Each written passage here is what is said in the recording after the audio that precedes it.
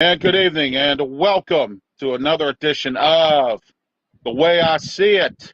It's great to be here this Monday evening, 7 o'clock start time every single Monday night. We're here live on YouTube and Facebook. And don't forget about our live call-in number, 412-990-8448. And we also have a comment section for you to place your comments as well. Tonight, I have a very special guest, good friend of mine. We were in the media together for, probably back in the late 80s, early 90s, back in the old WPLW days. We were working together, not only on the radio, but behind the scenes as well. And we went to a lot of pit games together. I remember those days, too, at the old pit stadium. Steve Spates. Steve, welcome.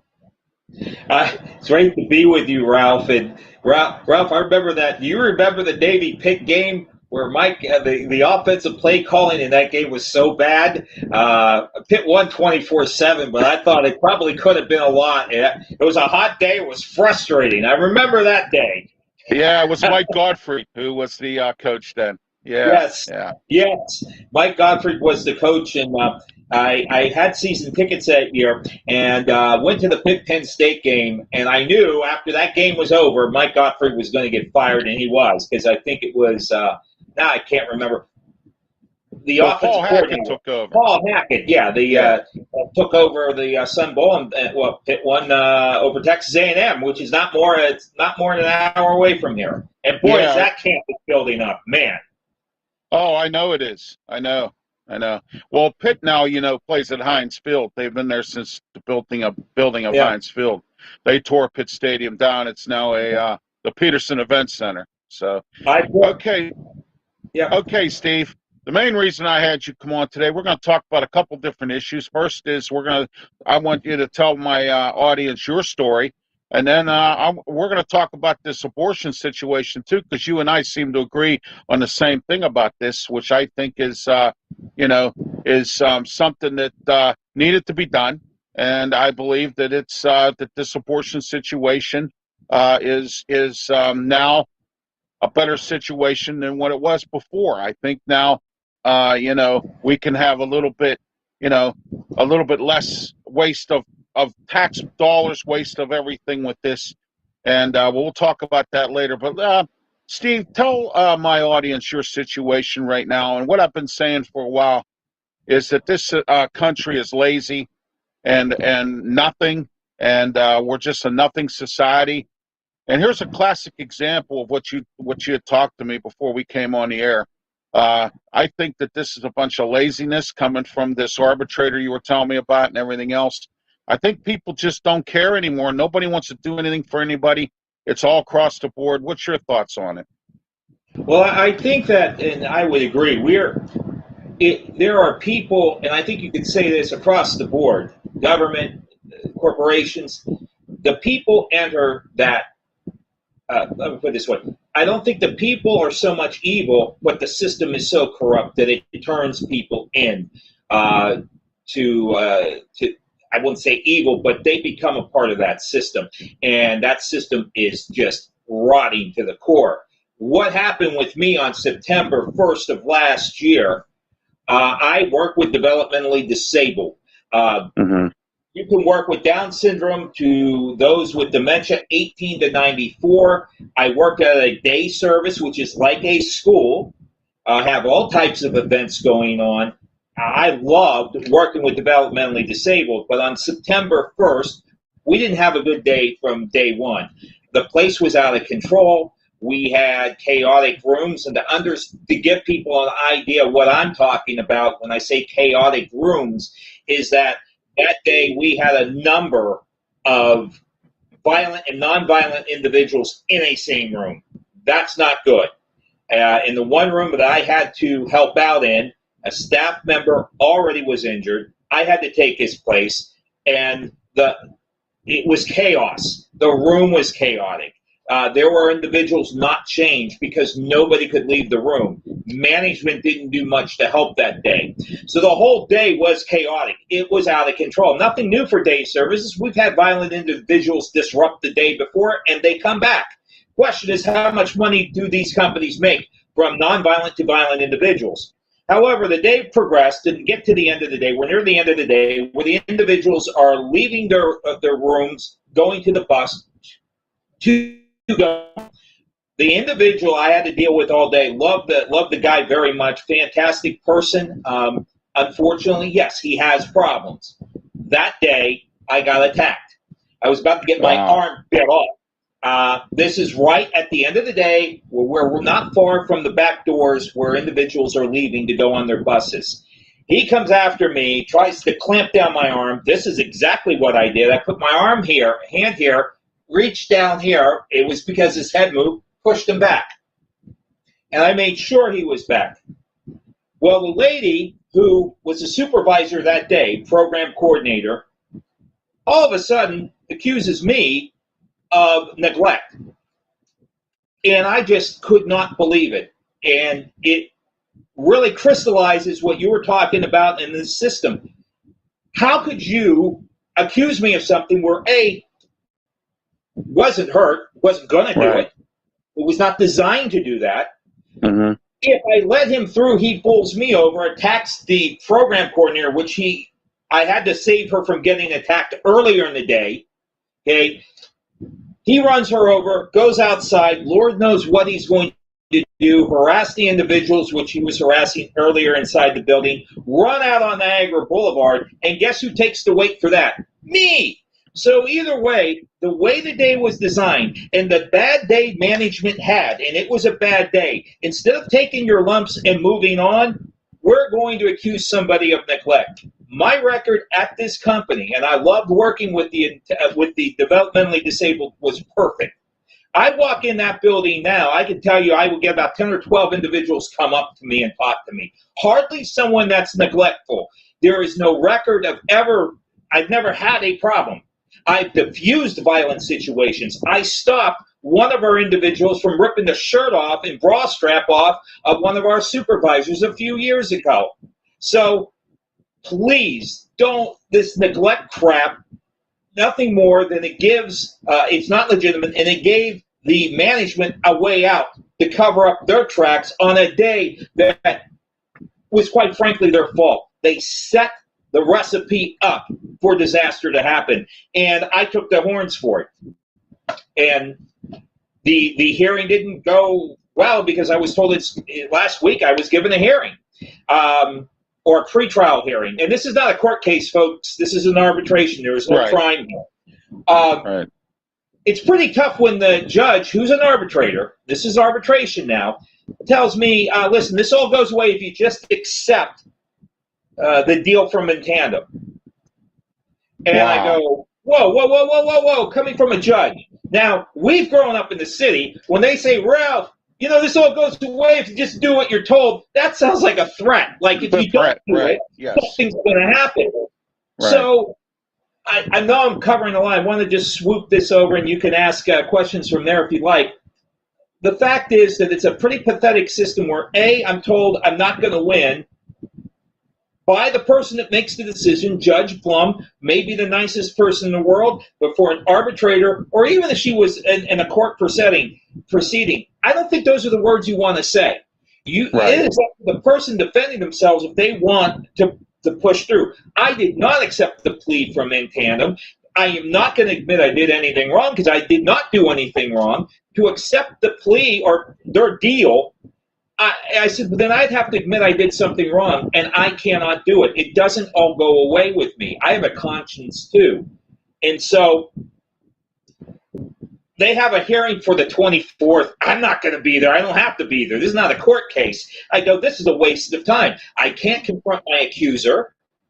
I only deal with the investigator, and this investigator was so irresponsible during the process. I was never going to get a fair shake from these people. The union, however nice the people are, and union heads, and they're nice people, but the system corrupts them. They're not going to rock the boat. So I had to defend myself, walk into this pre-hearing, and I just couldn't believe what this arbitrator was saying to me. So that's the system for you. This is why we don't have enough good people working in this industry because, there's bad staff. I've seen them. No question. But I also know staff who has been severely injured by individuals, and nothing is done. Nothing. And Right. It's a it's a money it's deal, and that's where it comes oh down yeah. to. Yeah, you know what? There are some weak unions out there, Steve, because I'm going to tell you this. I've been involved in 5 unions in my lifetime, and let me tell you something. Some unions are good, really good. When I worked at Port Authority, the union went to bat for me for my job. It was really good. My wife retired from John Eagle, and she had an issue, and the union was just the arbiter. It was just a weak situation.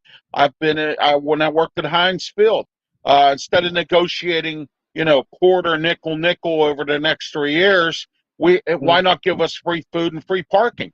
They were charging us $200 a season to park our car down there at Heinz Field, and like, well, wait a minute, why don't you just? I'll take that rather than 40 cents. You know what I mean, or whatever, a raise per year. Yeah. That's not even going to add anything. And there are a lot of bad unions out there, Steve. And in the business that you're in right now, or that kind of business, it's all across the United States. Neglected nursing homes, employees not being treated properly. They're not paying them enough money. There's a lot of that going on, and it's really bad here. And I mean, and some comments here, Steve. Juana, who's one of my loyal watchers, says hi to us, and also a pathetic system. Yes, it is very pathetic. Well, Rob, to jump on here, I will tell you, and this is the big story that with the media outlet I'm working here, it's in its infancy stage in that. But one of the things that I do know for a fact, there's been a number of upper management who will oversee the group homes, and you have regional, regions where you have a number of like DMs, or what they would call district managers, or whatever the heck they call them in tandem. But over the years, and there was one high up management a person that was fired because of accused of stealing money. That person got their job back. One of the reasons I think she got her job back is she was going to talk. She's going to talk about what was going on. I really believe that's just my opinion. However, it has been reported to the Justice Center of New York. That's where all this is going through. I know there have been complaints, valid complaints and let me give you an example of what I mean by stealing money. Individuals at a house are on Medicare, or they're on the government.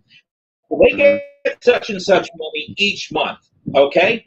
Now that money is to cover their food expenses, clothing expenses, their needs.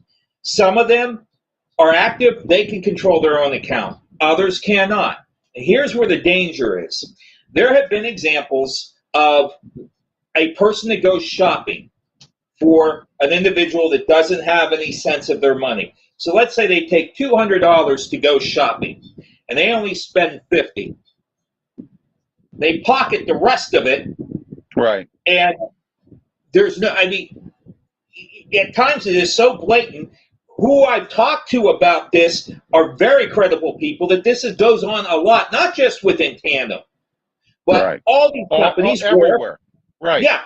And so nothing's done with that. I will say there was another incident. I can't say the name. So there was an incident where an employee had a problem with a nurse, and it became borderline threatening. Police were called. There was a report filed. Guess what Tandem did with that employee? Kept him on. Didn't do anything. Physically the nurse. Now, this same person, there are other people that don't treat the individuals right who have been reported. And guess what happens to them? Nothing. So why I'm upset about this is my track record's been perfect. I've had letter of recommendation from the eyes of that whole operation, who gave me a glowing letter of recommendation a couple of years ago. If they would have done their investigation right, if they would have been responsible, they would have found out nothing bad happened. And what did happen, what could have been a disaster, was we were understaffed. We had violent individuals that day. We didn't have enough staff to deal with that collision. And so you pay the price for it. And that's what I'm doing now. But I'm transparent. I brought this up because no Right. records are on seal. This is bull crap. I said, well, I'm not going to run from this. I'm going to tell everybody No, what I happened. wouldn't either, Steve. Yeah. I don't run either. I mean, I have an issue going on with the authority who owns this building. I mean, which is the housing authority of the city of Pittsburgh. I have been on and on. I'll tell you this. I went to a ribbon cutting ceremony because I'm involved with the medical center where I go for my doctors, the organization. I'm on their patient advisory council, okay? And I went to a ribbon cutting ceremony where the CEO, Castor Binion, of the Housing Authority of the City of Pittsburgh was there. And I went to talk to him in person because he wouldn't return my phone calls or my emails. He kept sending his assistant to do it. So I got tired of hearing from the assistant. Finally, I get to talk to him into his face. And I said, we got issues going on in our building. You want to know what he did? He said, we're putting new apartments in here because our building was on the first floor of an old apartment building, and they refurbished the building, and our medical center leased the first floor. Well, the housing authority of the city of Pittsburgh was the ones leasing the apartments for this building. He says, just fill out the application. I'll push it through, or you can move to another building. Instead of doing something about the problem, Steve, they're going and throwing it under the bus, and I'm tired of this kind of stuff, and I know you're tired of it from your end, and that's why I brought you on tonight, because I'm sick of people doing these things to people, and people got to step up and start doing something. I mean, for themselves, for their family, and for other people who don't. That's exactly right, and this is you have a core people in this country who get it, and then you have a core people, bigger core, that it is, heck, I mean, just look at your customer service. Well, I worked for Disney way back when it was cool to work for Disney. I worked in customer service. I will tell you, was number one with a lot of us cast members. We knew people were paying good money to come in. It's yes, or let's see what I can do. What I hear today, and I've been working in media and customer service and promotions for 30-some years, and I will tell you, if I would behave like some of the people today, just on customer service alone, I would have been fired, because I hear more no's, we can't do that, and it's like, excuse me, I had a thing with my credit card company. I was making my payments. Everything's fine. It's cool. We can't do it like that. I go, I just put my bank number in. I'm now paying the bill, which is great for my credit. Well, you have to go back and re-enter everything. I couldn't pay it over the phone. I don't know why. I've never heard of that before. I don't know if this is something with Discover or not. That night it happened. It may not be their practice, but I'm like, man, I've never seen. I see it over and over. Sit in a fast food restaurant. I know it's a tough job. It's terrible. It's a tough job. Man, I get it, and I appreciate those who work under those conditions. Then you have those slouching off. You can see the ones who carry the weight, and you see the ones who just, they're in the corner, or they're looking busy, and they're not. And to me, it is across the board, the lack of respect. I did the door and worked at Austin City Limits. That's still number one. You cannot blow off the customer there. That's a high clientele in the number one musical auditorium in the Southwest. It is legendary. You meet the people. It is, yes, great to see you. Let's see what we can do. Right, That's right. customer service. Exactly. And if you can't do it, you go, listen, here's what we got, but we're having problems with this. However, we can do this. Let's solve this problem. More times than not, you're going to get the customer going, okay, I appreciate that. Here we're just told, no, can't do it. Oh, it's terrible. And you know what's interesting, Steve? Every year they have this protest where the fast food workers want $15 an hour. Okay, now they're getting paid $15 an hour. Do your job right, because now a lot of these fast food places can't find help. So everybody up here has raised, the bar on hourly wages and whatnot. They're paying anywhere from $12 to $15 an hour. So where are you? How come you're not here doing the work, and then you're still not doing it right? I mean, I wait in line at the drive-thru forever. It's terrible. I mean, it's really bad. It's the same thing with them. 20 minutes at one time. Yeah. I couldn't get out of the line, man. It was one of these fast food places where there was a berm. I'm trapped. I'm hungry, but there's nothing I can do. But this one, it was at one of the fast food places. There wasn't enough people there. That was number one. So they hung somebody out to dry. Or if indeed there's a full staff of people, there are some that just don't get what interaction is with people. You can say, yeah, the technical age has made that happen. Probably. There's a lot of truth to that.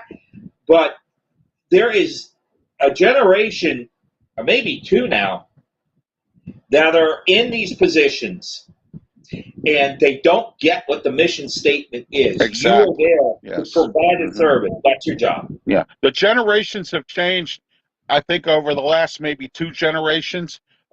These kids these days, they don't want to work. I mean, back when we were growing up, cutting grass, shoveling snow, delivering papers, that was the job. I mean, now you can't even get these kids to do anything, and you literally got to kiss their butt to get them to do something, and they still don't want to do anything. I mean, it's like, and these parents, they're so either on pot, smoking dope, or drinking, or on drugs, and they don't care. You know, and that's just exactly what it's come down to. And there's so much of a majority of this now that it has completely gotten out of control. I mean, it really has now. Thanks, Steve. We're going to talk about the abortion thing. And, you know, Roe versus Wade. Yeah, it has. It has really hit the fan. And I want to tell you this, okay? And you and I had this discussion, you know, off the air about this. And I got to tell you, I agree. You and I both agree with the same sentiment here, okay? I'm glad this happened, okay? Because I'm tired of the fact, okay? I know somebody whose daughter was 15 years old and had 3 abortions. 15 years old and had 3 abortions, okay? Now, well, that lady doesn't have her daughter anymore. The daughter's father has taken custody of the kid now because of this stuff, okay? Yeah. But what I'm saying is, that is the example of this, okay? And what I can't figure out is, if you're so inclined, okay, and I understand that, you know, okay, you want to go out and have sex before marriage, that's fine. You go do whatever you need to do. But what's the matter with birth control? What's the matter with condoms? What is going on here? I mean, this stuff is taught in school. You understand what I'm saying? Some of it is. You know what I mean? I mean, nowadays you can't even teach that stuff in school. But what I'm saying is, what does that come to? And now we have to bear the burden of this because you want to go out and, you know, some female wants to go out and spread their legs and continue to do it this way. And I'm not trying to be mean by no stretch of the imagination. You know, if you get raped, or if there's incest, or if there's some certain circumstance that requires you to get an abortion, like maybe your health issue, you know, like my first wife, she couldn't get pregnant, or if she did, okay, she had a health issue that we would have had to abort the baby because of her health. You understand? Something like that I can understand. But what I'm talking about is just you know, I saw somebody on the news today, it almost made me throw up. She's on there going on and on. Oh, well, if I decide to have a baby and abort it, and since I can't abort it, then that means I'm going to have to, dig into my pocket, or it's going to affect my income, and it's going to do this, that, and whatever. Well, then don't have the child. I mean, I don't understand where you know. Do you agree with me on this, Steve, or do you think I'm wrong? Well, to me, and the argument is, my mom could have. It was a difficult pregnancy with her. And she had me. And one of the doctor that brought me in the world said to my mom, this came from my mom, said, well, we're going to try to save both your lives. So there's not, Don't worry about it. Have the baby. Right. Okay, we're going to make it work. They did. This was in 1965, where it was not suggested. She was feeling the pressure. I think where this comes down to is this. I understand to a certain extent what people think this is going to do. Oh, this is going to be hell on earth for women, yada, yada, yada. Here's the big truth. Abortion was a man's easy way out. When I did abortion counseling, when I did abortion counseling, and my mom went to jail for 6 days for just counseling in front of an abortion center in Pittsburgh. Wow. No violence, no beating up people, wasn't any of that nonsense, none of that crap. But men, when I would talk to women about their decision or what they want to decide, more times than not, I swear, well, my husband or my boyfriend says I got to have it. I cannot tell you how high that percentage was. Early on, when I was a kid, my mom was in the pro-life movement, and she would take me with her to meetings. There weren't that many men there. The pro-life movement was led by women. By women. They're the ones who went and lobbied an Arlen Specter or lobbied some other pro-abortion, whatever, politician. They did and they did it in love, which was a great example of how they handled grace under pressure. But this was a man's easy way out, and this is a victory for the women that led the movement and the pro-life movement. The women shined, and people like my mom, who's almost 90, others who passed away. They're not with us. I hope somehow they know, hey, the day happened, because first thing out of my mouth when I called my mom, you lived to see this day. And that was touching for me. But one other, listen, this is going to go back. They're going to say, you're a man, you don't know anything. Okay, I don't know anything, and I'm a man. Got it. However, you are carrying a baby that I helped produce or help birth or put together. You have conception because of me. And we have a baby because of you. It's in your womb. Got it. I've said that we can call all the names we want. I just put a picture up and I go, listen, here's a picture of a dead baby. Nobody likes to see that. I don't think people in the pro-abortion movement, there are some like the Margaret Singer disciples which by the way, abortion was based on eugenics, but I go, if you're accepting of that picture, then I can't argue with you. Then you got your point. You live with that. Well, I'm not a baby murderer. I'm for Becky. I go, no. This is the result of a surgical procedure. Now, if you can accept that, then you accept it. Okay, then that's the way it goes. But whenever you show a picture of an aborted baby, very seldom do they address it. They can't. You can't address something where it's like, oh my God. Well, and the picture, and that's it. I go, if that's what you want, you got states that are going to allow it. I mean, you got Texas. It's down here. It's not going to apply, but Pennsylvania is mostly a pro-life state. Oddly enough, people don't realize that. But you got most of the Northeast states. You're going to have Illinois, where they're going to have to hammer this out. California, Oregon, Washington, maybe a couple more states I missed, where it's going to be legal in those states. I suspect they're going to even ramp it up. But the thing, Ralph, that turned this also around, partial birth abortion. When you had that doctor in Philadelphia, and that story came out about the barbarism of babies coming out of the womb and getting shot up. By the way, folks, if it ain't a life, why are they selling baby parts? Okay, I mean, you don't sell a car part unless it's viable. Well, there's obviously viability in that baby. So it's an argument that's always going to go round and round, but the pro-life side with science, it's done a hell of a lot to turn it around because people are going, I can't support that. The science is showing me. Right. We have some comments here. Juana says, they tell you to move into another building, like we were talking earlier, and it says where the same thing happens, which of course is true. And then next it says, Steve, trapped in a car line or a long drive-through time up at the fast food restaurants in the drive-ups. Absolutely. And then her opinion is you definitely need condoms because of the venereal diseases that are out there as well. So that covers a lot. No, that's a good suggestion there. But it's a culture that right now where there has been some pushback. There's been some rulings with today the Supreme Court ruled on the football coach that can pray before a game. Yeah, I saw that one. Yeah, and I go, and of all the things that people worry about, A coach praying before and after a game. Hey, I prayed before and after every Steeler game. Get us through this game, and then go. I want this season to end. Please erase it. But I mean, of all the things, if you're offended by someone praying, don't listen. Walk away. Right. You don't. No one's going. I can see if they're forcing you. If you don't want to do it, fine. But this is the least thing to worry about. Somebody praying to God. Oh my God. Well, there are a bunch of terrorists. No, we're not talking about that. We're talking about people praying. Imagine kids praying to God. Wow. That's a threat to the globalists. That's for sure. They don't want that. But this, things. There is some good news.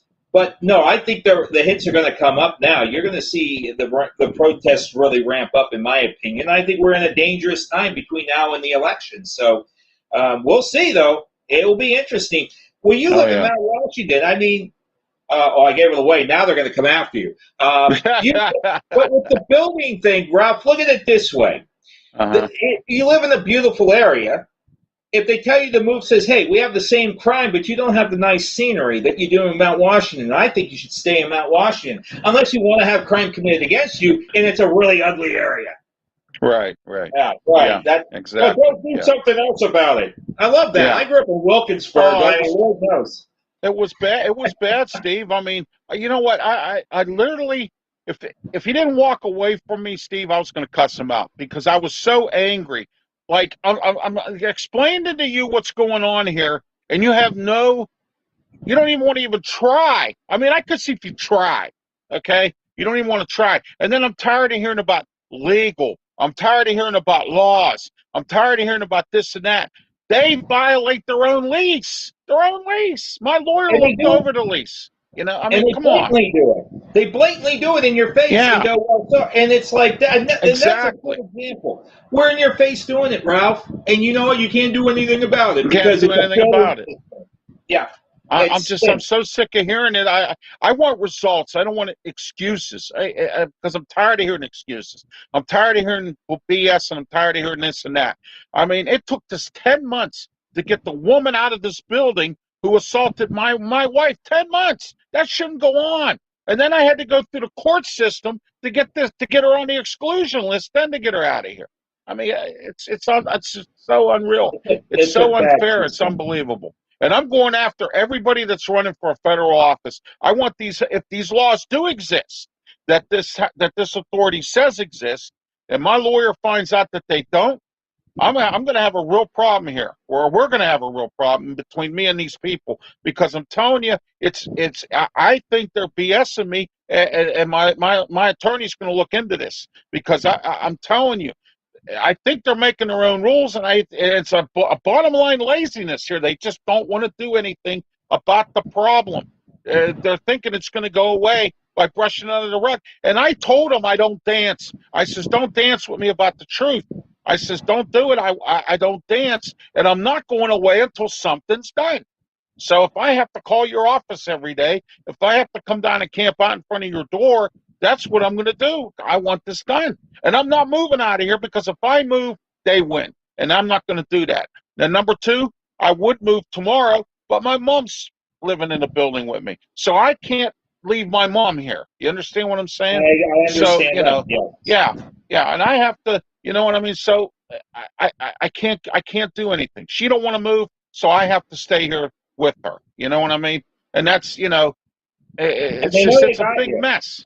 You know, they know they have you in a vulnerable position, and instead of trying to make things better, it's swept under the rug. This happens so many times. My situation, it's the same way, and it is across the board, and it is a system now. Ron Paul said this, and he said the system's got he doesn't say it with a gleam in his eye. I don't believe it's just system's got to. For it to change, it's got to break.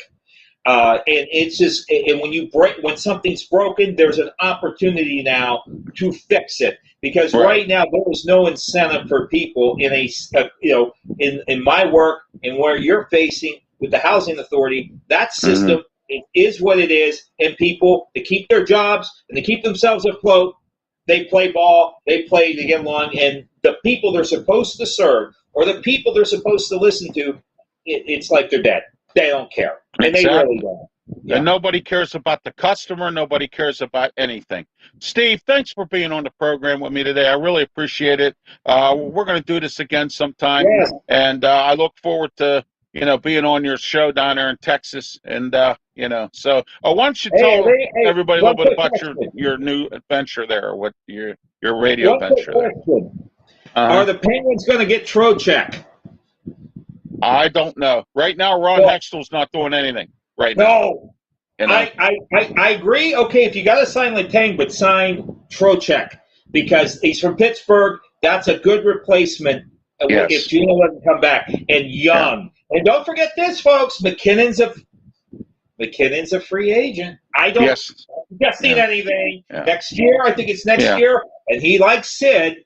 But boy, I don't like that Avalanche team is awesome. So they are. Yeah.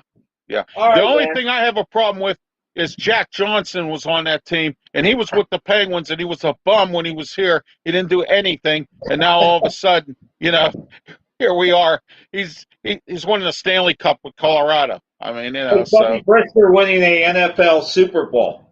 Remember, he backed up Elway. Yeah, exactly. Have a great one, man. Steve. I appreciate it, man. Thank you. I'll be back in touch. Thanks. Thanks, man. That was Steve Spates, good friend of mine. We go back 40 years from being in the media. 50 years, huh? Yeah, there you go. We go back almost 40, 50 years. We worked in the media together back in the late 80s, early 90s. And he was telling me about a situation, and I listened to one of his videos in regards to a situation where he's in the same situation I am. And I appreciate that one. It was nice seeing him as well on the show. And I'll have him on again because he and I kind of think the same way, which is a great thing. And so on and so forth with Steve. And we're going to have him back on one more time again. We're going to be here till 8:30 tonight. As always, whenever I have a guest, the show goes to 90 minutes because, as usual, I have a lot to talk about, as I do every single time here on The Way I See It. And tonight, we're going to get into another segment here. But first, here we go again, okay? As you know, and if you haven't watched my shows, I'm involved in this. Now war has been declared. This guy involved in the media here, I'm not going to tell you his name because I'm not going to do that, all right? And I will tell you this. Now it's gotten out of control, and it got out of control this morning because I don't know why I put myself through it, but I always, I listen to the competition. So I turned his show on, this guy. And last week, he was accusing me. He didn't mention my name. But the Facebook page for his show, okay, somebody, I don't know, blocked it out or falsely accused him of, copyright infringement or, doing something that you're not supposed to do, whatever it was, okay? So they blocked out the Facebook page of this guy, of these two guys, their show. Now, I know I made some derogatory comments about their show, but you know me here, that the way I see it. And if you watch my show enough, you know. I tell it like it is, and I tell it the way I see it, and I don't let up. And that's the truth. Now, I admit, but I did say he has a dinky show. I've gotten so far into his head that he's increased that dinky show by 1 hour. It was only for an hour. He's increased it 1 hour. I've gotten so far in his head that he is accusing me, or he said, the person who said that we have a dinky show, I want to see how dinky it is now. Okay? Then he goes ahead and he blames me, puts me on a list of suspects that's doing this. Okay? And I did. I didn't do it. Okay? Look, I'm a deacon in my church. I'm not going to sit here and I'm not going to lie to you. I'm going to tell you the truth. And the truth is, I didn't do anything at all, okay, to involve myself in that kind of situation. So maybe I'm not the only one who don't like you or your show. Okay? And that's your problem. Good for you. But today it really got out of control. Okay?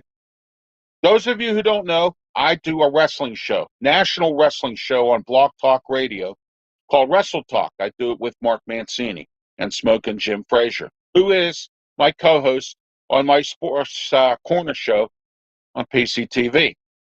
Well, it turns out that he wants to start discussing wrestling all of a sudden.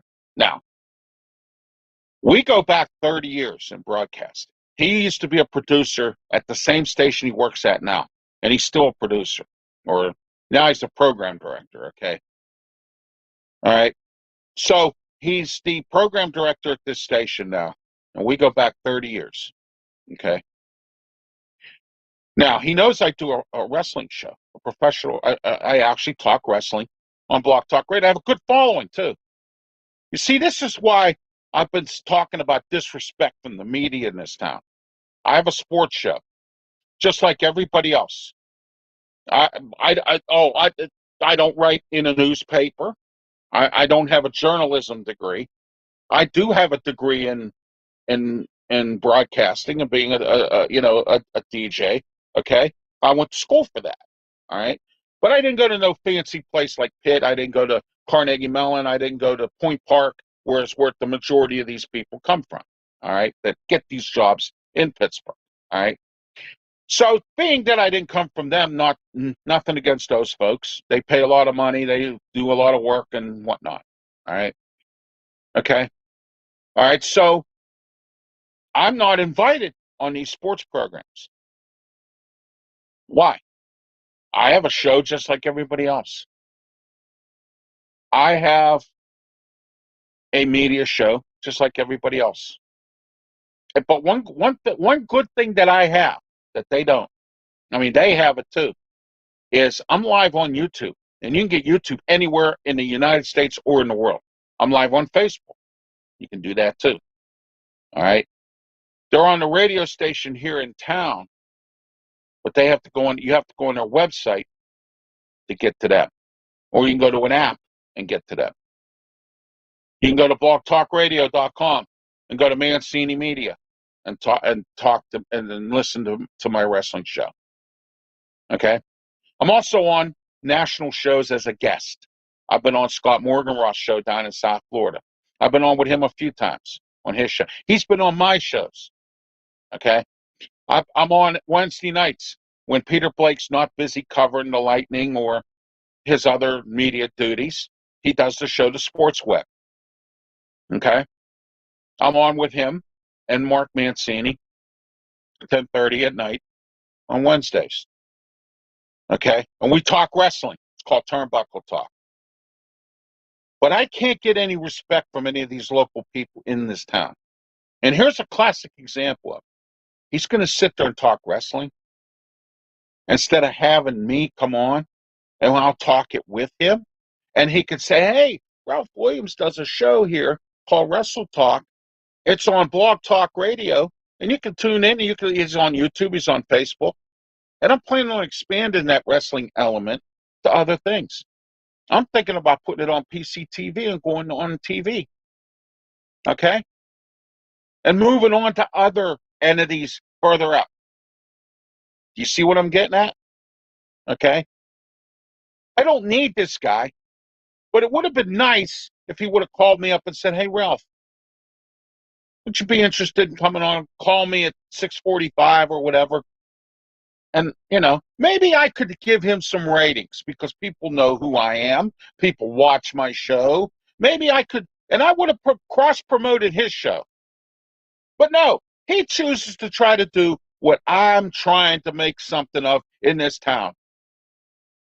Since the local media doesn't want to respect me, I have to command respect now. Okay? All right? Now, I have to command respect because this is the prime example of this. All right? And the only reason this guy is good at what he does, and the only reason why this guy's been at the same station as long as he has, was because back in the day, he was the producer for Doug Hirth and Lynn Cullen. Lynn Cullen, she does a podcast on City Paper on their website. She's been doing it now for a good while, since 1360 went down, and they became a business station. Okay, talk about business. All right, consumer affairs, business, finance. That's what that station's good at. All right. Okay. And this is the same guy that I said in my rant once before that said, well, we're starting this show with his pencil pushing partner. Okay. We're starting this new show and we're going to go with the other people. We're not going to go against them. We're not going to go outside the box again. Me, I think outside the box. At least I think I do. Okay. We talked about abortion tonight with Steve. You think next week I'm going to talk about abortion again? No. Okay. I don't talk extensive politics on this show. Do I? No. I once in a while I blast the president. Once in a while I blast the city council. I blast a politician.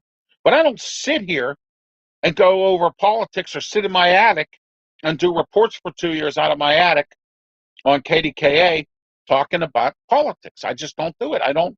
I want to think outside the box. I want to, and then the other person, her name is Wendy Bell, okay, who I have a little bit of a gripe with, but that's beside that. At least Wendy and I have one thing in common. We say what we think. And it's gotten Wendy a job on News Nation. Good for Wendy. She's got her own little radio network online on Wimpkin, and she does a really good what she does, and good for her. And that's what I'm doing. Similar to her, I tell her like it is too. Okay? And I'm trying to get my show on Wimpkin as well. All right? In case you don't know, Wimpkin is a social media network run by Facebook that you can say anything you want. There's no restrictions. You're not in a jail. You're not put on suspension. You're not told or knocked out or anything like that. Okay? All right? I don't repeat the same things here that I need to repeat. Unless I'm making a point, like I did with Steve. And I have repeated that this country is scared, lazy, okay, and nothing. But if you look around you, unless you're as blind as Stevie Wonder, okay, all right, if you're as blind as Stevie Wonder and you can't see what I'm saying, okay, it's that simple, all right. There are a lot of things going on in this town that, and across the country right now and around the world, all right, that fit what I've been saying. Has anyone else ever come out and said any of this? No. And that's because I think outside the box. All right. All right. That's my new segment tonight. It's called Ralph's Rant. All right. We're going to be doing that occasionally here on The Way I See It. All right. Let's get into our blast segment tonight. More continued violence on the South Side. Now, you know what? Ed Gainey was on tonight, and he can barely talk. He's on there. He's got like a sore throat. Well, that's because Ed Gainey's been going all, and I give it to Ed Gainey. I think he's going to be a good mayor. He's just stuck right now with Bill Peduto's old problems, and one of them was the South Side. Okay, all right, and I blame Bruce Krause for this too because I have been trying to get Bruce Krause to fix what I was talking to Steve about in his building, and Bruce Krause has done nothing. He hasn't called me back when he said he was going to. Call my office, I'll call you back. When I seen him at Ed Gainey's political cookout that I attended last year, because as you know, me and Ed Gainey are friends. Okay? All right? But what I'm saying to you is this. I don't care what they do until they get the other neighborhoods fixed up. And I agree with Ed Gainey on this. Did you see what he was talking about when he said, and this is why I'm blasting about this tonight with the stuff with the South Side. He said tonight on the news, where it's going to take some time. Ed, it's got to be done now. You got to take care of this now. I don't care if you got to call the Army in. You got to take care of this. This has to be fixed. And I know it's taking time. And I know you're starting by opening up that new little road segment. And you made the comment. I agree. That's great. We're going to start seeing Friday and Saturday nights again in East Liberty. Great. But is it going to be safe is the question. And that's why tonight I'm blasting the administration about South Side. Let's quit worrying about plastic bags. Let's go to the South. Let's take care of the South Side. You have people moving out. They were on the news. Businesses closing up because of this. And I know, Ralph, I know you say you don't repeat things, but I have to repeat this, folks, because this is something that's completely out of control. And that's the way I see it tonight. Next, the Supreme Court. All right. Now, we're having protests over Roe versus Wade.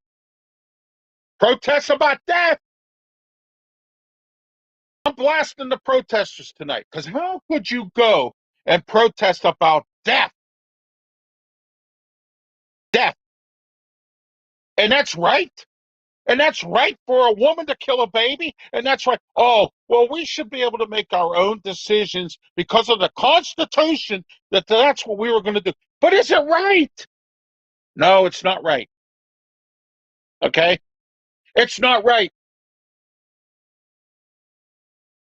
It's not right to run around and clog up the streets of downtown. On Main Street at that. In the middle of rush hour. And it all boils down to laziness. And it all boils down to nobody wants to go the extra mile, like Steve said, to do anything. And that's why I brought Steve on tonight. Okay? Why didn't the police tell these people to go down to that park down on First Avenue and confine yourselves to that park? No, we're going to clog a main thoroughfare in the middle of rush hour, downtown Pittsburgh.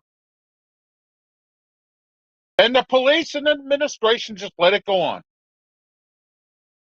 You're not violating anybody's rights. You're just telling them to move on.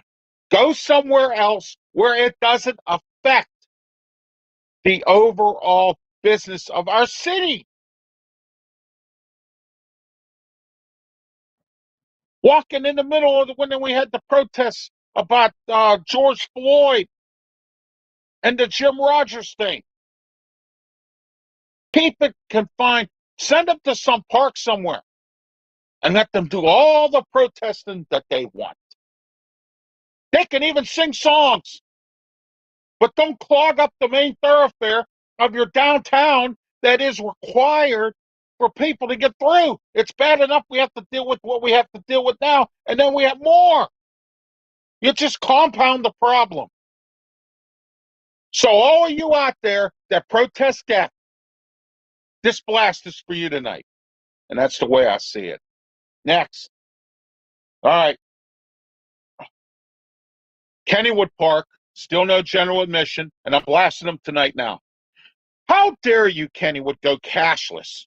Cashless! And you know what? I'm getting really disgusted here with some businesses in this town. And you know what? I'm really getting tired of this. First, it's cashless.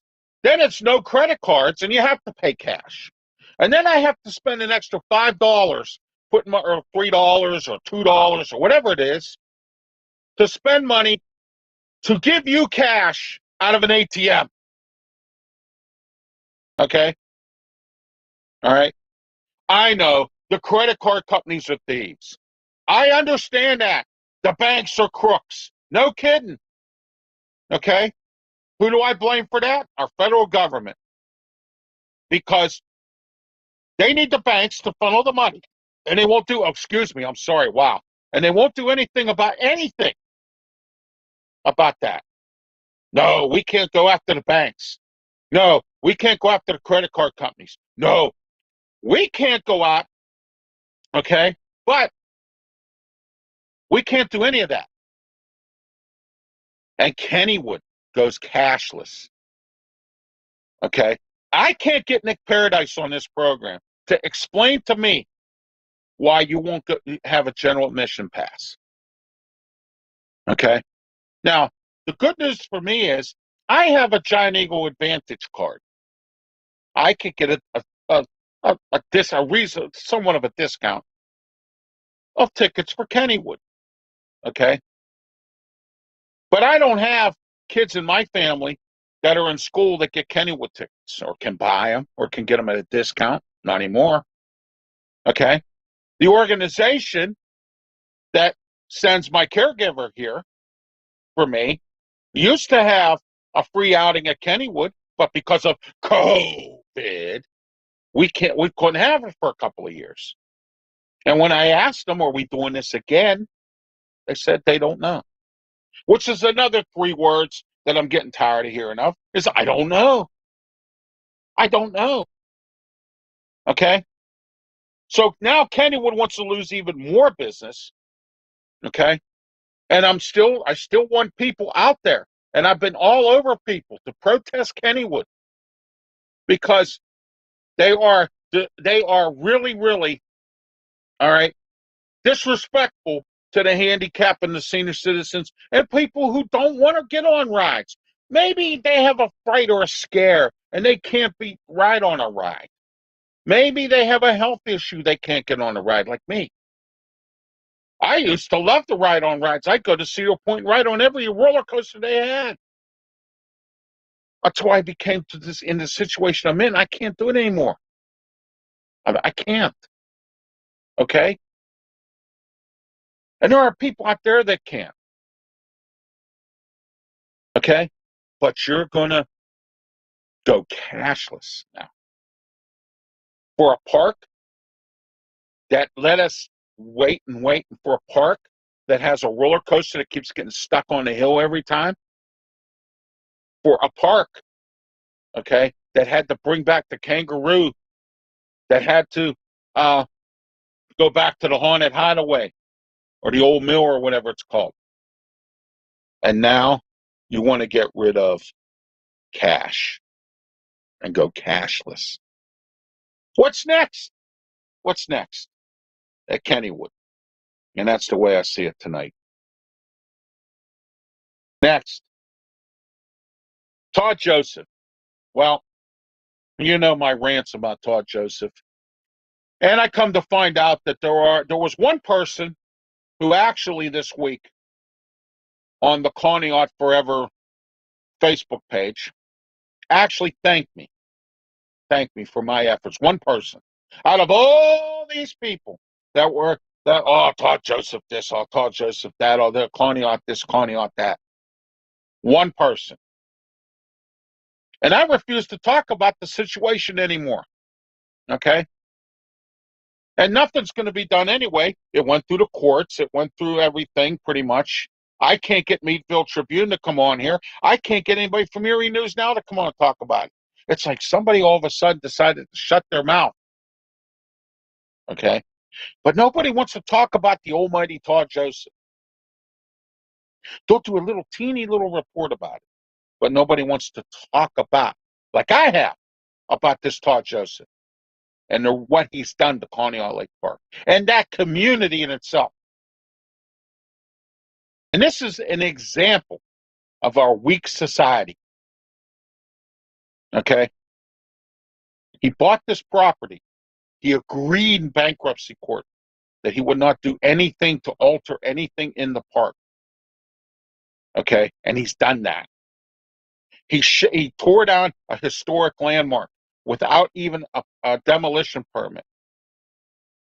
And this year, he's opening up the park again, 4th of July weekend. Okay? No water park. It's flat. I got pictures. I'll show them to you. I got pictures. Okay? I have peeps still out. I have the ones that thank me. This guy, he was the one that sent me these pictures because he knows how upset I was. I went there last year myself on opening day, and what I saw I didn't like, and I reported it, and I've been on it for a while. And you got all these naysayers out there. Oh, it's a business. It's his. He can do whatever he wants. Not when you made an agreement with the court, and then the court don't want to do anything to fight you because of that agreement that you made with the court. When you bought in bankruptcy, you signed a document, a legal binding document that states, and I quote, that I will not doctor anything in that park. It has to be a family-operated park with family rides for families for kids. And what's the first thing you do? You tear down the Blue Street. You get, well, the grandstand buildings, if they were bad, I get that. Okay. And now he's having some kind of axe throwing thing. He's having a ninja laser tag outside. Now I hear he's putting up rocks. He's going to have some kind of rock climbing thing. And he's got drunks coming in and out of there for all these concerts. He's serving alcohol. He put fencing up. The neighbors can't walk into the park. Well, they claim, according to what I was told when I was there, was that they claimed, and I even said, I have a talk show. I says, I'm here to do a report about Kennywood Park and take it back to the people in Pittsburgh. Why are you putting all this fencing up when you could be doing other things? Oh, well, we're getting vandalized here. Okay. Todd Joseph's not available. A spokesman's not available. You know what? He sends some flunky, or I'm not saying flunky, or I'm sorry, I didn't mean to say it that way. He sends somebody out that's a grunt or somebody to do his dirty work for him when you go to the park, want to talk to him. He chased the people who protested about the Blue Street off the property. He had the state police come and threaten to arrest them.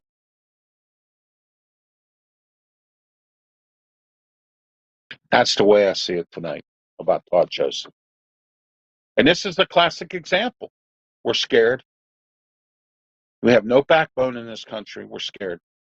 We're lazy, and we don't care, and there's nothing. And it's terrible. It's really bad. It's awful. It's an awful thing, okay? But I'm right about what I say, and you know it. You know I'm right. Comment section's wide open.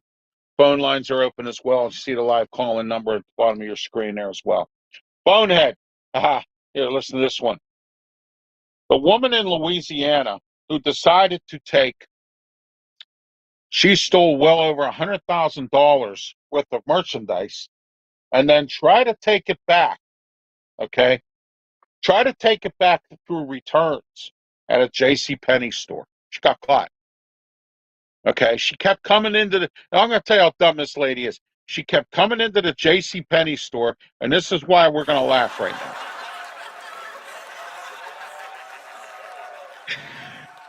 It's so hilarious that she tried to come back into the JCPenney store, okay, and do returns on this. And then she did it so many times that it took this long after she stole $100,000 worth of merchandise to figure out that she was bringing back the returns. Not only is that a bonehead by the lady, that's a bonehead by the store. Somebody should have recognized that. The guy last Tuesday who tried to steal products from a Rite Aid in Greensburg, and then when he ran out the door, he was naked in Greensburg at a Rite Aid store. He was naked. He tried to steal, and then he was trying to get, and then he got busted, okay? And then when he got caught, or they were attempting to arrest him, he was naked. He took his clothes off and ran out of the store and ran out into the street naked. And then get all this. He resists arrest. He got arrested. Those are our two bonehead moves of the night here on The Way I See It Tonight. Our sponsor is DJ Fun. DJ Fun, call him today. You know, I spoke to DJ Fun, and he had a couple gigs this last couple of weeks, and he said his calendar's getting really, really booked up. So if you need a DJ for a party or a special event, call DJ Fun today. All right, please. He has a lot of experience, well, way more than some of these young cats out here that are out here charging thousands and thousands of dollars and don't have 1 ounce of experience at DJ and wouldn't even know what to do. Went to school to be a DJ, okay? Went to school, has an education. So call DJ Fun today, all right? 412-545-4317. Please, he's a professional, very professional DJ, will take care of anything. You have a bar gig you want him to do. You're a bar owner or you're a club owner and you want him to do a gig. That's fine. Okay. DJ Fun will do for you. Outdoor events, indoor events, any event. 412-545-4317. It's the sponsor of tonight's show, DJ Fun. Okay. Next, we're going to do my life story this week. Saturday I was at a graduation or a birthday party over in Pine Township at the Pine Community Center. Very nice party. Not like the one last week. You want anything to drink? No. This was a really nice party. People were very nice, and that was a good thing. And I was at a graduation party yesterday for my wife's relatives. Her cousin graduated. We had a very nice party, and I'm very, very impressed in Finleyville with Mingo Park. Very impressed. Nice and clean. Nice park. Nice groves. They're not falling apart, crumbling down. All the nice brand new picnic everything's great. The bathrooms are clean, yeah, very nice, not filthy, dirty bathrooms or some kind of porta potty. Well, not against porta potties, but I think you understand what I'm talking about. Okay, clean bathrooms, very well taken care of park, Mingo Park, Finleyville. I was there yesterday. Beautiful place. Nice. They have a nice old cabin you can rent. They even have a camping area there. Take a drive out there sometime out in Mingo Park out in Finleyville. I tell you what, it's a very nice place. I was there for a party yesterday, or for a graduation party yesterday. It was great. And then I was liturgist at my church yesterday, and I felt so great. It's the first time I was liturgist in over a year or more, and it's great that I was liturgist at church. I love doing that. I can't do it every week, obviously. A lot of people like when I'm liturgist because they just like the way I do it, and I like the way I like it myself. And it's I love doing what I do, and it's talk. I like to talk. I'm not afraid to get on a microphone. I'm not afraid to do any of that. So it was great. I was liturgist for the first time, like I said, in well over a year, and it was great that we did that as well. I was out on Thursday. I got to tell you what, people in Bethel Park, okay. What are you scared of putting your foot on a gas pedal? Okay. So I text a buddy of mine, Al Levine, the talking machine, lives in Bethel Park. And I said, Al, what's going on here, man? Nobody wants to push the pedal down in Bethel Park. Oh, I don't have that problem. I think they pretty much push the pedal down. No, they don't push the pedal down in Bethel Park. It's terrible. Drive like turtles, man. I'm trying to get places, man. I don't have the time to wait for you. And then you get the news here. Get away from this just for a second. You get the news here. It's telling you to slow down and drive slow because of the gas prices. I am a type of person who wants to get where I need to get safely. Okay? Because you know why? I know how to drive. There's a lot of people out here that do not know how to drive. Okay? And I've come to the conclusion that Cracker Jack is giving licenses out. They really are. They have to be. Because what I don't get is, how in the world do you drive like this? Oh my gosh, yes. Cracker Jack is giving out licenses, and people in Bethel Park have them. I swear that's the way it is. Okay? All right. So anyway, that's what happened Thursday. I was out and about in Bethel Park, and my wife finally got her Medicare situation straightened out. We went to go see. You know what? I tell you what, if you ever have a problem with your Medicare, or you're dealing with Medicare, or you know somebody that is, and they're having a problem, go up to Mount Lebanon, 650 Washington Road, and go see the Medicare specialist. I got to tell you what, those people are very nice, and they're authorized by Medicare to take care of these problems. They will help you get on the right plan for you, the right Medicare plan. Okay, they were very helpful with and then they even helped me out. Okay, I'm in a wheelchair. My wife had to push me out. Okay, they even helped her load the wheelchair into my Jeep. That is how extra. And this guy even said, "I'll come over and get your paperwork over at your place." All right. These people are very nice, people oriented. They're called Medicare specialists. They're over in 650 Washington Road, and they're authorized by Medicare to take care of these issues. All right. Also, Wednesday, we had our elections again with the Allegheny County Transit Council, and I am going to be serving my second term as president of the Allegheny County Transit Council as well. So I'm so happy about that, and so uh, thank you.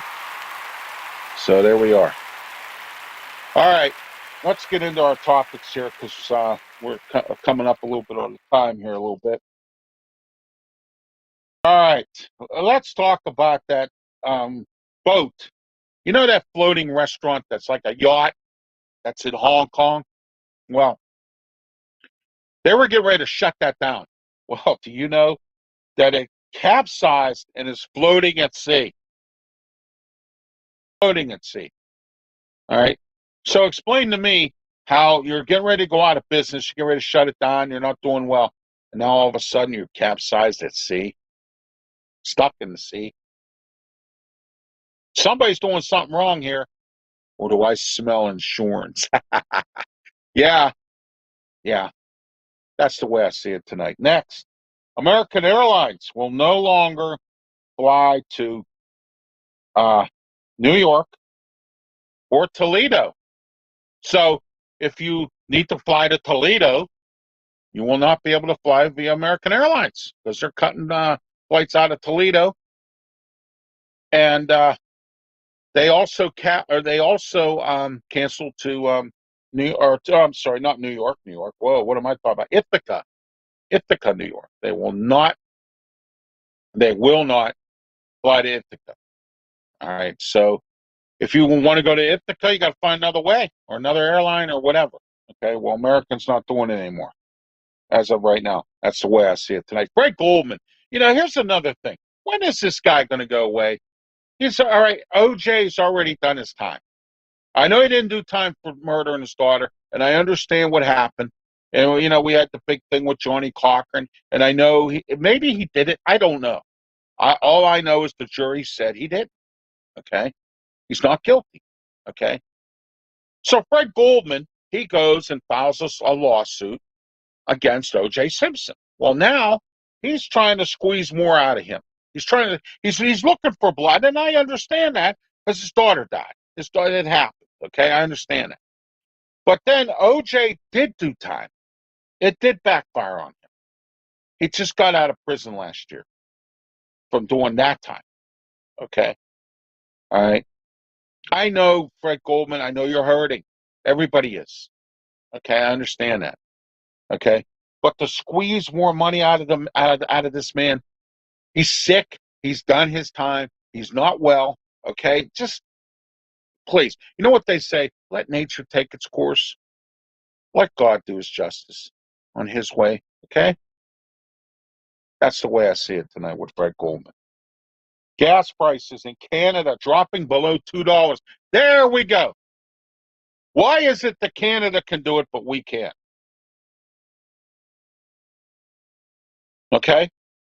What did the Prime Minister of Canada or whomever or wherever or whatever, did he decide to step up and say, no more? No more. Okay. Did he decide to do that? I don't know. But President Biden, you see where our gas prices are? Under $2 a gallon in Canada. That's the way I see it. Spirit Airlines is out for sale. Frontier and JetBlue fighting over Spirit Airlines.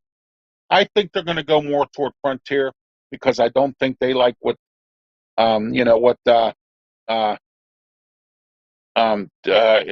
has to offer at all. And I personally believe that that's what they're doing there. I'm sorry, folks. I had to clear something up here. And if things are blocked out, there we are. Sorry.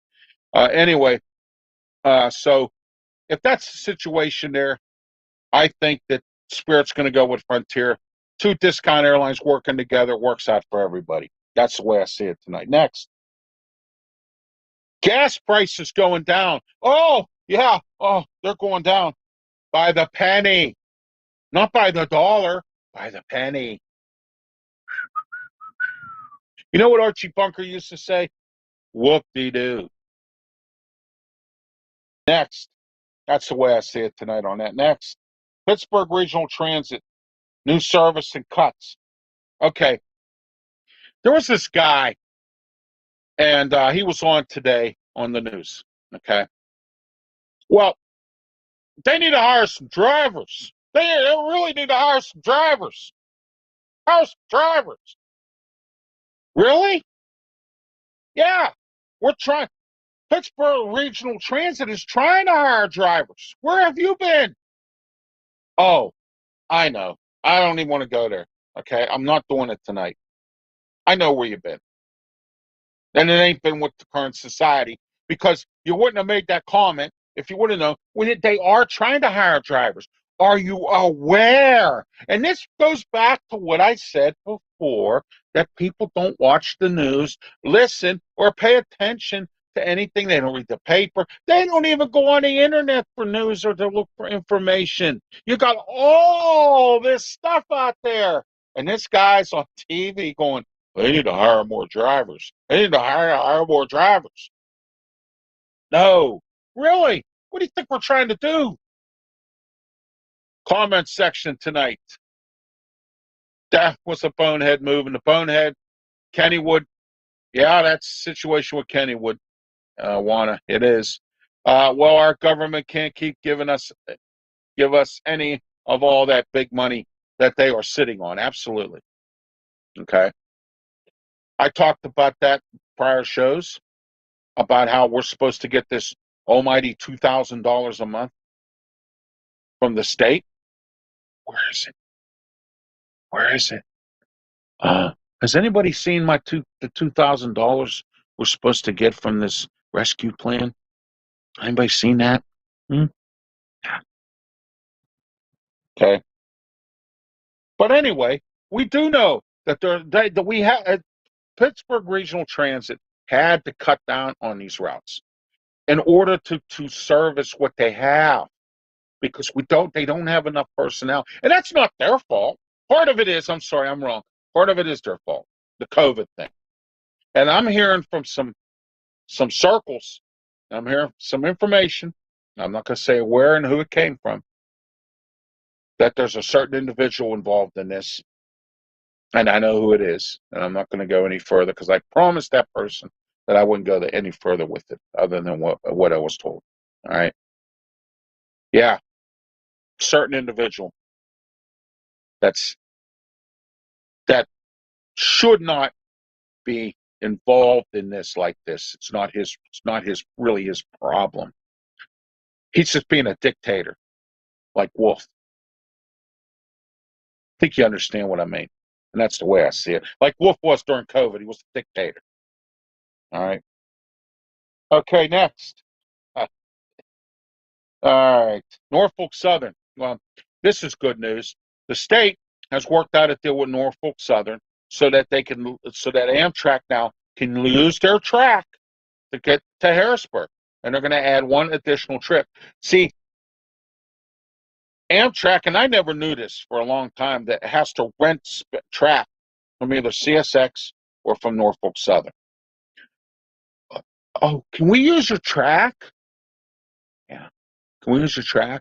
Because, see, I heard some people tell me they were 2 hours late getting in because they had to stop and wait for a Norfolk Southern train to go past them. And then if that train stops and they can't get the Amtrak train down the track, they still have to wait till that train moves.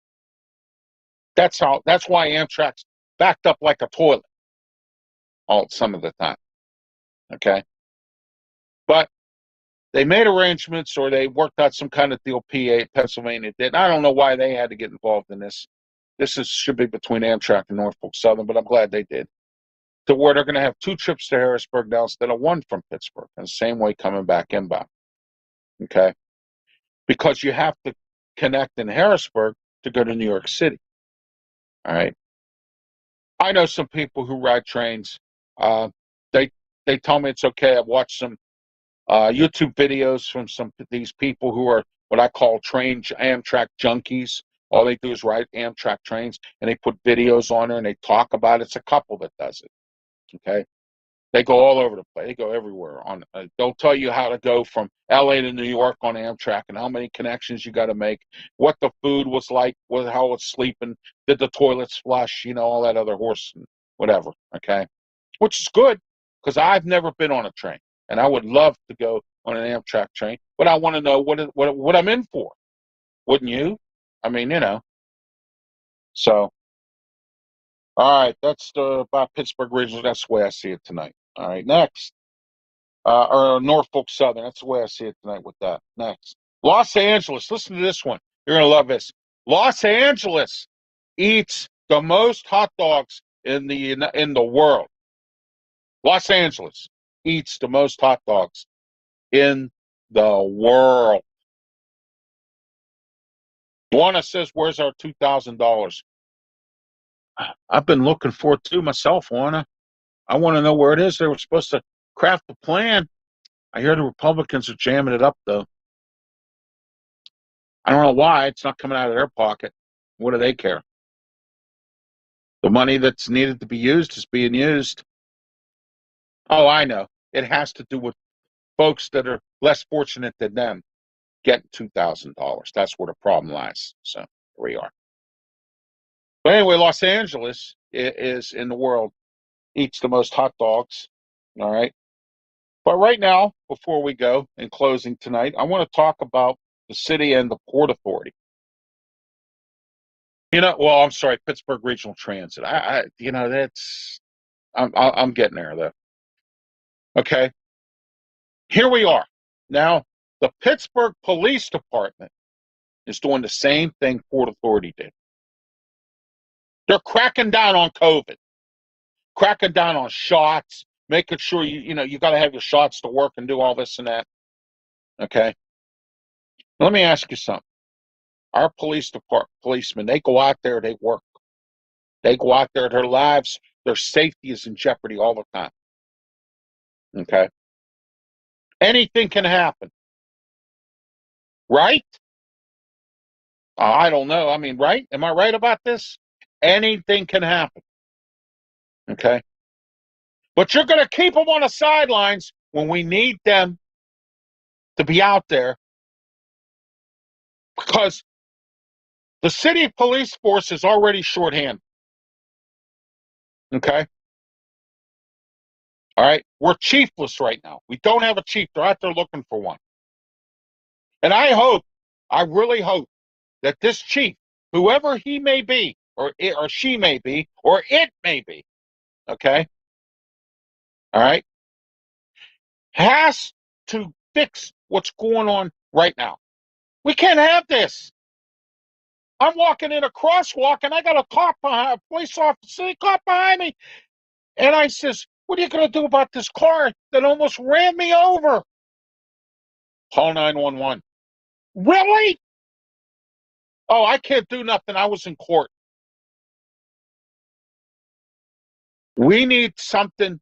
Okay, I'll get on the radio or I'll get on my cell phone and I will call right now and I'll get a hold of the precinct, or I'll get on and say, hey, can we get it? Yeah. Okay. Where I had two sergeants that walk right by my building and see an illegally parked car in front of our circular driveway where emergency vehicles cannot get in, and the emergency vehicle had to pull up outside the sidewalk and wheel in the bed. Suppose this person was having a heart attack. Precious time, seconds. Couldn't get the vehicle into the driveway. You want to know what those sergeants said to me? That's parking's problem.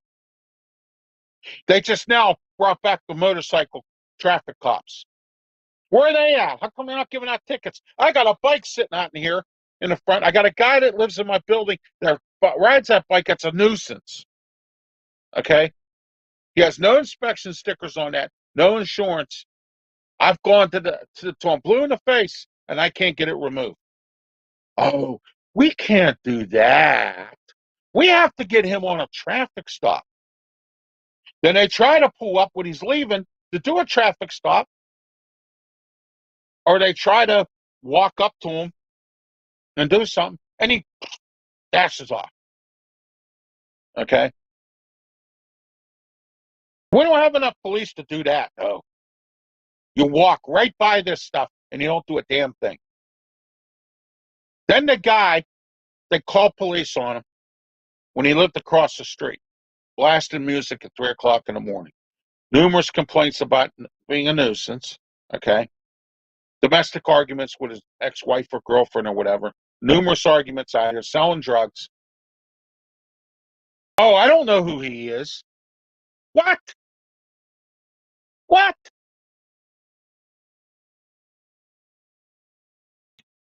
That's why we need a new chief. And again, I have nothing against Scott Schubert. That's why we need a new chief. Is this what's going to go on with our police department? Is it?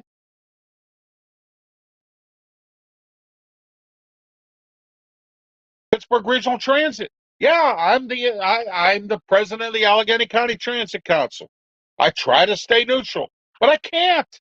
With my own family. My own family. It happened again. It happened again.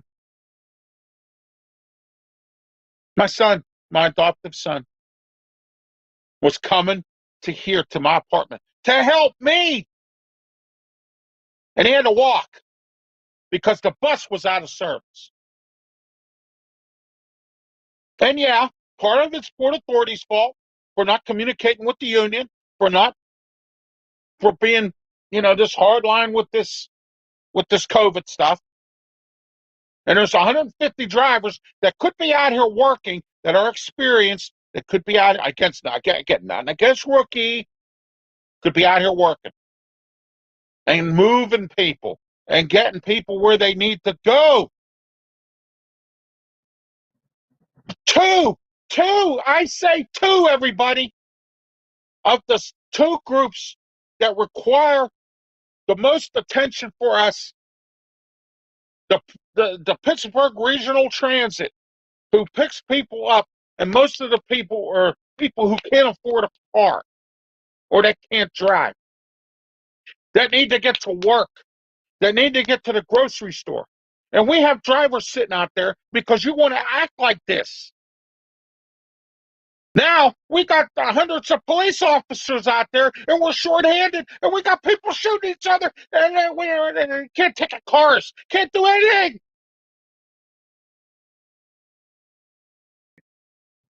And now, at the end of the year, 243 police officers are up for retirement. The union, or the Port Authority, is trying to negotiate a new contract. In 6 days, the contract expires.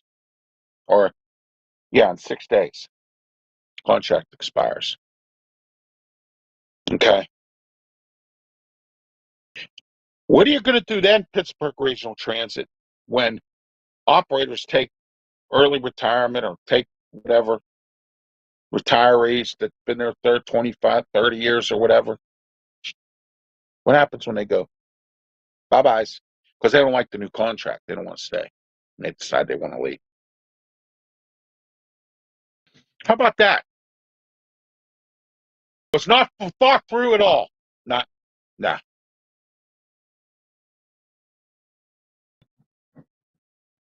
That tonight, everybody, is the way I see it. Good night and be safe. Thanks for watching.